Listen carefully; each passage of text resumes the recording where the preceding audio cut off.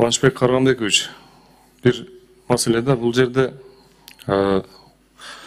15-20 жыл иштеген тажрыйбасы бар кызматкерлерди утасызда.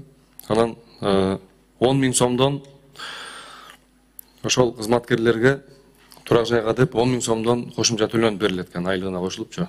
Бул эми кызматтан кеткенден кийин кандай болуп калат бул жагы? Төлөмдөр кайсы төлөмдөн төлөйт?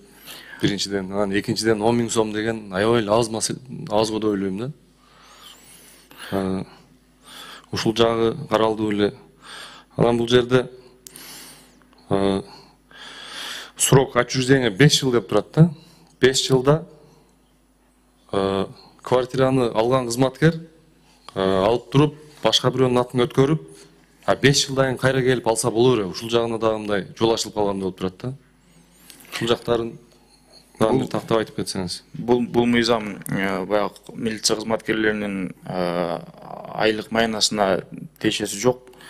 Болгону жанагы 20 жыл иштеп пенсияга чыгып кеткенден кийин квартираларынын ошол батирлерин менчиктештирүү жолуна биз өзгөртүү киришип атабыз. 20 жыл иштеп бүтүп дагы эле иштей бергенге жол ачуу боюнча. Анткени милиция кызматкерлери 20 жыл иштегенден кийин пенсияга чыккандан кийин гана бул квартираларды өздөрүнө менчиктештирүү укугу бекитилип калган экен, биз ошону өзгөртүп атабыз. Айлык айнасы боюнча бул жерде эме жок. Кошумча түшүнүк жок. Рахмат. Анан эми бул турак жай берүүдө биздин региондор чектелип калып атат да. Азыр эми мына региондон бул мамлекеттин үйлөрү дагы азыр Бишкекте, Ошто, Жалал Абадта курулуп атат. Анан көбүнчө мына региондорго деле азыр ротация менен барып атпайбы кызматкерлер.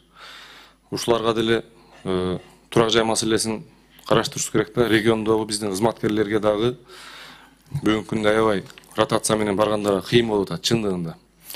Мына ноокатка башка райондордон укук коргоо органдарына, ошол эле РОВДга, прокуратурага, башка жактан да которулуп келгендерге бир топ эле кыйын болуп атат.